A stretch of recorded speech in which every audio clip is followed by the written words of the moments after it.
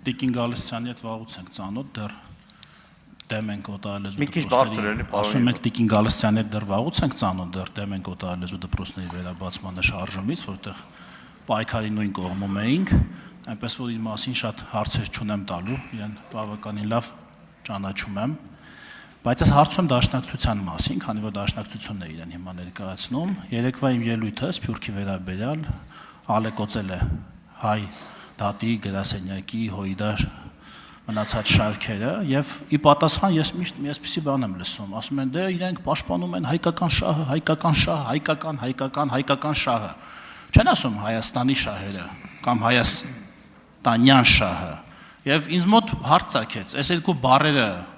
արդյոք հոմանիշներ են, հայկական շահը եւ Հայաստանի շահը միշտ նույնական են, եթե միշտ նույնական են, ինչի է օգտագործվում հայկական շահը տերմինը եւ չի օգտագործվում Հայաստանի շահը։ Իսկ եթե հակադիր կարող են լինել երբեմն ժամանակ առ ժամանակ, ապա այդ երկուսից ո՞ր մի շահը պետք է գերադասի հայ քաղաքական գործիչը Հայաստանում։ Մանուկյան, եթե ուզում եք կարող եք չպատասխանել հարցին, որտեղ օրակարգի հետ բացարձակապես կապ չունի եւ որտեղում եմ կապ ունեցող հարցեր տալ։ Լավ առիթ ա տվել, մի քիչ հիշողության թարմացում կանեմ։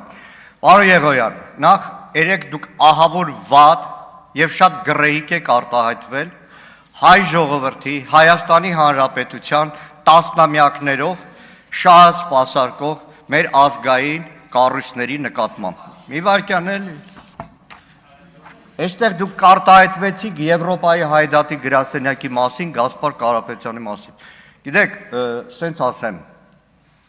կարծում եմ ամեն նորմալ դաստիարակություն ստացած մարդ միշտ պետքա նախ մեծին հարգի, նախ հարգի այն մարդուն, որի հետ ճանապարհ է անցել, հարգի այն մարդուն, որը փոքր-ինչ գիտելիք է տվել, օրինակ Եվրոպարլամենտի տարբեր падգամավորների դռները ոնց են բացում, ծանոթացնում, տպավորություն էր, որ դուք ընդհանրապես այդ ամեն ինչի հետ կապ չունեք, բայց դե մարդիկ կան, հիշում են, հիմա Գասպար Կարապետյանը մեծահոգի է, ամբողջ կյանքը հայրենիքին նվիրած մարդ է, մեծահոգի կգտնվի 1000 անգամ այդպիսի բան տեսել է, բայց մի հատ ելույթով անդրադառնալու եմ, բայց մինչև ելույթը, որ վերհիշեք էլի ժամանակ ունենանք, սա 21 թվականի ապրիլն է, հեռավար կոնֆերանս, կազմակերպությամբ Եվրոպայի հայդատի գրասենյակի եւ Կիպրոսից Եվրոպարլամենտի падգամավորի։ Նվիրված էր Բաքվի բանտերում գտնվող հայ ռազմագերիների վիճակին։ Իդեպ որքան տեսնում եմ, այս կոնֆերանսի մեջ մեկ էլ շատ ծանոթ դեմք է հայտնվում։ Արման Եղոյան։ Հիշեցիք։ Մի քիչ ուրիշ բաներ էլ կհիշացնեմ, բայց դա արդեն առանձին ելույթի ժամանակ որ բան անեմ։ Ինչ վերաբերում է հայության եւ Հայաստանի շահերի բախմանը։ Չի կարող մի ժողովուրդ, աշխարհասփյուռ ժողովուրդ, որը իր համար հակառակ ապրում է Միացյալ Նահանգներում, ապրում է Լիբանանում, ապրում է Սիրիայում, իր համար հայրենիքը մնա Հայաստանը եւ այդ ժողովրդի տարբեր հատվածների շահերը բախվեն Հայաստանի Հանրապետության շահերի հետ։ Գիտեք, երևի Սփյուռքահայերը քիչ եք շփվել, իսկ ես երջանկություն եմ ունեցել 19 տարեկանից ապրել այդ մթնոլորտում, լինել Սփյուռքի շատ գաղթօջախներում, ուղղակի դուք չեք ճանաչում։ Այդ մարդիկ ծնվում են, ծնվելուց հետո օրորոցայինով հայրենիքի հետ են կապվում։ Իդեպ ասեմ,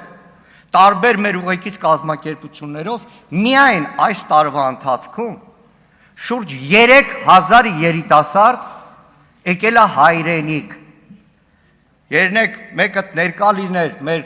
ավանդական էլի պատմական Հոմենեթմենի հայ մարմնակրթական ընդհանուր միության, որն արդեն 100 տարեկան է, ընդհանուր միության համահայկական բանակմանը Բյուրականում։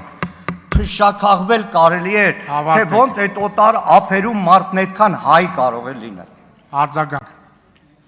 Պարոն Մանուկյան, ես ձեր հարցից, ձեր պատասխանից հասկացա, որ հայկական շահը եւ Հայաստանի շահը իրար չեն կարող հակասել, դա լրիվ նույն բանն է,